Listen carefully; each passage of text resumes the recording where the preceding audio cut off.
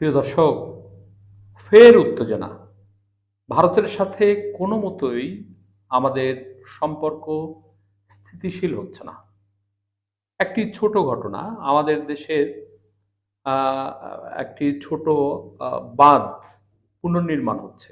প্রায় অনেকখানি হয়ে গেছে। সেই বাঁধ নির্মাণ আ করার প্রক্রিয়া চলছে, কিন্তু এটা নিয়ে উত্তেজনা দেখা দিয়েছে ভারতের সীমান্তবর্তী ওপারের মানুষের মধ্যে।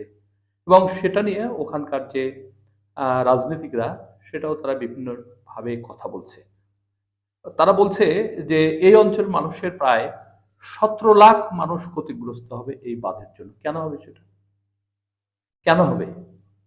আমরা তো গত আগস্ট মাসে যে বন্যার মধ্যে পড়ে ৫০ লক্ষ মানুষের ক্ষতিগ্রস্ত হয়েছে এই অঞ্চলের মানুষ। যেমন মানুষ ভেসে গেছে, ৫০ জনের উপর মানুষ আ বা মৃত্যুবরণ করেছে। গবাদি পশু ভেসে গেছে, বাড়িঘর ভেসে গেছে। এটা কেন হলো? শুধুমাত্র ভারতের দায়িত্বহীনতার কারণে। তারা একবারে পানি আটকে গেছে, পানি ছেড়ে দিয়েছে। একবারে হরকা বন্যা এসে আমাদের এই ক্ষতিটা করে ফেলেছে।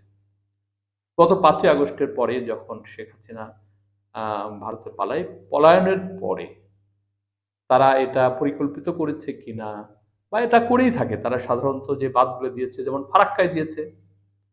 আমাদের হাজারো অনুনয় বিনুনয়, লং মার্চ, কত কিছুই না আমরা করেছি। কিন্তু তারপরেও কি সেটা তারা শুনেছে? যেমন গজলডোবায়, তিস্তার উপরে তারা বাঁধ দিয়েছে। আমরা বলেছি যে আমরা ক্ষতিগ্রস্ত হচ্ছি। আমাদের আ বা প্রাণ প্রকৃতি ধ্বংস হচ্ছে। কিন্তু তারা কিন্তু কোনটাই শোনে নাই। কিন্তু আমরা আমাদের এই অংশে একটা বাঁধ ছিল, সেটা পুনর্নির্মাণ হচ্ছে। সেটাতে তারা উত্তেজনা দেখাচ্ছে। তো ঘটনাটা কি হচ্ছে একটু দেখি।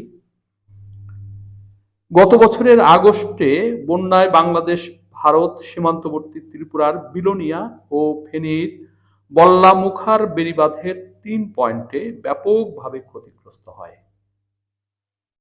এতে উজানের পানিতে ফেনী, কুমিল্লা, চট্টগ্রাম, নোয়াখালী, কক্সবাজার, খাগড়াছড়ি, ব্রাহ্মণবাড়িয়া, লক্ষ্মীপুর, মৌলভীবাজার, হবিগঞ্জ ও সিলেট জেলায় জানমালের ব্যাপক ক্ষয়ক্ষতি হয়েছিল। এসব জেলায় ৬০ জনের বেশি মানুষের মৃত্যু হয়েছিল, ক্ষতিগ্রস্ত হয়েছিল ৫০ লাখের বেশি মানুষ। আর বন্যায় সবচেয়ে মারা গেছে ফেনীতে। প্রিয় দর্শক, আপনাদের একটু মনে থাকার কথা যে আমরা কিন্তু সারা দেশে ব্যাপক ত্রাণ তুলেছিলাম। টিএসসিতে গত বছর প্রায় ৯-১০ কোটি টাকা উঠেছিল। সেটা ব্যাংকে জমা ছিল। সেটা নিয়ে কিছু কেলেঙ্কারি হয়েছে। আমি সেই দিকে যাচ্ছি না। কিন্তু দেশের মানুষ উজাড় করে সহযোগিতা করেছিল। ভিক্ষুক পর্যন্ত করেছিল। তারপরে যারা রাস্তায় থাকে আ তারাও কিন্তু সেই কিটা করেছিল। কিন্তু আমাদের দেশের মানুষকে কিন্তু আমরা তারপরেও ৬০ জনকে বাঁচাতে পারিনি। এবং তার যে আ আ পুনর্বাসন, সেটাতে সমস্যা হয়েছে। আমাদের অনেক ক্ষতি হয়েছে আরকি। ফসলের ব্যাপক ক্ষতি হয়েছে। তো সেই ঘটনা আরকি। বন্যা নিয়ন্ত্রণের লক্ষ্যে ফেনীর পরশুরামের মির্জানগর ইউনিয়নের নিজ কালিকাপুর সীমান্ত এলাকায় বল্লামুখা বাঁধ পুনর্নির্মাণের কাজ চলছে। এখন বেড়িবাঁধের ক্ষতিগ্রস্ত ১,৩৯০ মিটার জায়গায় সংস্কার কাজ চলছে। ইতিমধ্যেই ৪০% বেড়িবাঁধ মেরামত করা হয়েছে। বিজিবির তত্ত্বাবধানে বাঁধের সংস্কার কাজ চলমান। তো এই হলো বাস্তব পরিস্থিতি। সেই পরিস্থিতি তারা মনে করে আমরা ভাটির দেশ। আমরা যদি আমাদের নিজস্ব আ বা বন্যা নিয়ন্ত্রণ কোনো বাঁধ, যা অতীতে ছিল, সেটা যদি আমরা এখন পুনর্নির্মাণ করতে যাই, যেটা বারবার ভেঙে যায়, কিছুটা উঁচু করতে হয়েছে। তো তাদের তো সমস্যা হবার কথা না। এবং যেটা সীমান্ত এরিয়া, সেখান থেকে অনেক দূরে। তাহলে কেন তারা এই সমস্ত উত্তেজনা দেখাচ্ছে? মানে আমাদের সাথে তাদের এখন কি? তারা তো দেখামাত্র গুলি করে এই সমস্ত বর্ডার গুলোতে। তারপরে আমাদের কৃষকরা পাশে অনেক সময় যেতে পারে না। আমাদের দেশের মানুষেরা যদি ওই দেশের আ মানুষের সাথে যোগাযোগ করাকালীন সময়ে একটু যাতায়াত করে, দেখামাত্র গুলি। তো এটা কোন দেশে নাই যে পার্শ্ববর্তী অঞ্চলের মানুষ আ ভিন দেশে নিজেদের কাজে কামে যেতে পারে না?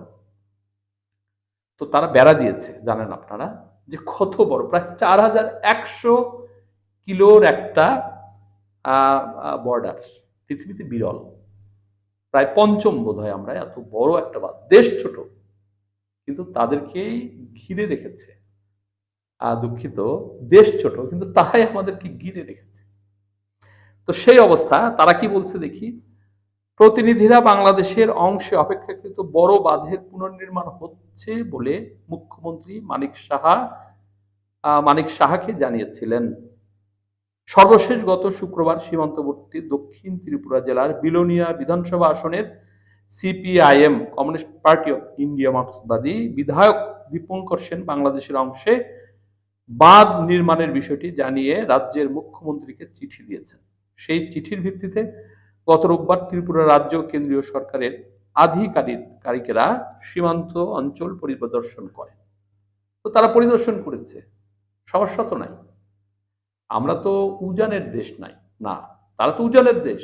তারা তো বরাক নদীর উপরে সুরমা কুশিয়ারা যে নদী আছে, সেই সুরমা কুশিয়ারার নদী ডাকাতিয়া বা নদীর পানি আটকে রেখেছে একটা বাঁধ দিয়ে।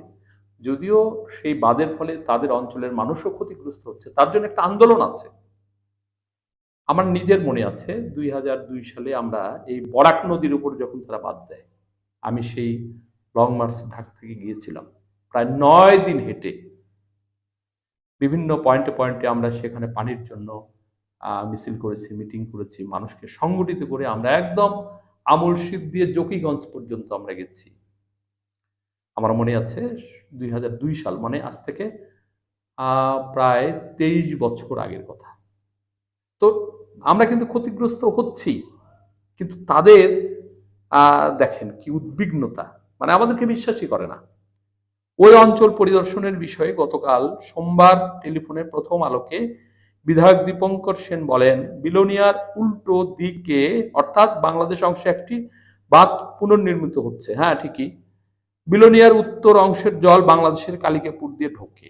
এই জল যাতে দক্ষিণ ত্রিপুরা থেকে যেতে না পারে সেজন্য আগেই একটি বাঁধ বাংলাদেশ নির্মাণ করেছিল। তবে প্রতি বর্ষায় এই বাঁধ ভেঙে যায় বলে নতুন বাঁধ নির্মাণ করা হচ্ছে। এবার বাঁধটি অনেক শক্তপোক্ত করা হচ্ছে। উচ্চতাও আগের বাঁধের তুলনায় প্রায় দ্বিগুণ। কথা সত্য নয়, দ্বিগুণ না, দ্বিগুণ হলে তো আবার নতুন করে ভেঙে পুনর্নির্মাণ করতে হবে, না হলে তো ওই বাঁধটা থাকবে না। সামান্য একটু উঁচু করতে হচ্ছে, কারণ তাছাড়া পানি উপচে আসে। দীপঙ্কর সেনের দাবি, আন্তর্জাতিক নিয়ম অনুযায়ী সম্ভবত এত উচ্চতায় বাঁধ করা যায় না। ওনার কি আন্তর্জাতিক যে সম্পর্ক বা আন্তর্জাতিক যে নিয়ম, সেটা কি তার মানে? তাহলে আমাদের তো 54টা নদীর উপর তারা বাঁধ দিত না, এবং বাঁধ দিতে গেলে আমাদের হিস্সা তাদের হিস্সা এটা নিয়ে আমাদের বসতে হবে, এবং সেই বসা অনুযায়ী নতুন করে প্রতি বছরে শিডিউল করতে হবে, বা মানে পানি আসার পরিমাণ মাপতে হবে দুই দেশকে মিলিয়ে। কিন্তু এবার তো সেটাও করেনি, সেই মিটিংটাও ভণ্ডুল করে দিয়েছে। তাহলে তারা এখন আন্তর্জাতিক নিয়মের কথা বলছে।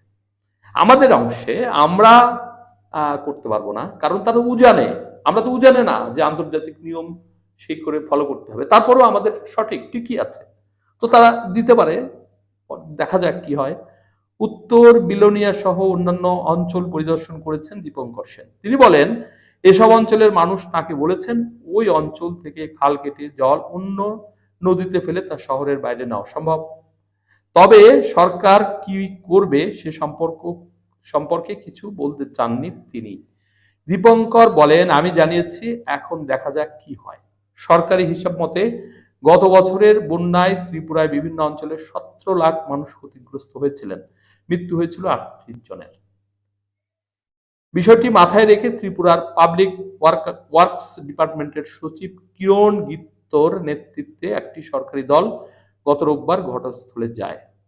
বন্ধুরা একটু খেয়াল করবেন, তাদের 17 লাখ, মৃত্যুবরণ করেছে 38। ঠিকই আছে, তারা বাদ দিয়েছে, তাদের উপরে পানি উপচে গেছে, এটা কোনো দেশের ক্ষতি আমাদের কাম্য নয়, বা আমরা সেটা মনে করি না যে তাদের ক্ষতি হোক।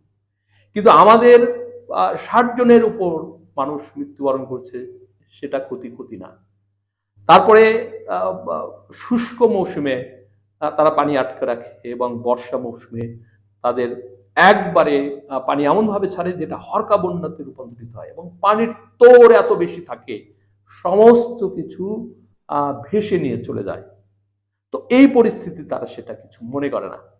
গীতকে বৃত্ত গীতকে উদ্ধৃত করে ভারতের ইন্ডিয়ান এক্সপ্রেস পত্রিকা জানিয়েছে, রাজ্যে গত বছর অবিশ্বাস্য বন্যা হয়েছিল। প্রচুর ছোট বাঁধ ক্ষতিগ্রস্ত হয়েছিল অথবা ভেঙে পড়েছিল। সর্বোচ্চ বৃষ্টি হয়েছিল দক্ষিণ ত্রিপুরায়, যা মেরামতের কাজ এখনো চলছে। যাবতীয় মেরামত কাজ আগামী 2 মাসের মধ্যে শেষ করা হবে। প্রিয় দর্শক, কে বুঝেন বাস্তবে তারা আমরা এপারে যেটাই করি না কেন সেটা নিয়েই তাদের উদ্বেগ এবং বাংলাদেশের সাথে তাদের সম্পর্কের যে একটি টানাপোড়েন চলছে সেটাই কিন্তু এখানে কিছুটা কাজ করছে, কিছুটা মানে অনেকটা কাজ করছে। সেটা আবার ওরা রাজনৈতিক নেতারা সাধারণ মানুষের মধ্যে ছড়িয়ে দিতে, উত্তেজনা সৃষ্টি করতে তারা আমার মনে হয় কাজ করছে। এগুলো সঠিক না, এগুলো ভালো না।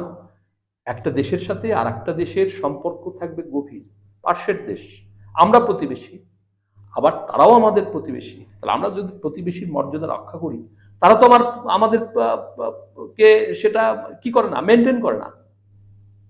তো আমরা মনে করি, আমরা আশা করি ভারতের জনগণের কাছে এবং তার রাজনৈতিক নেতৃত্বের কাছে আমার এই ভিডিও যদি তারা দেখে থাকেন, তারা অবশ্যই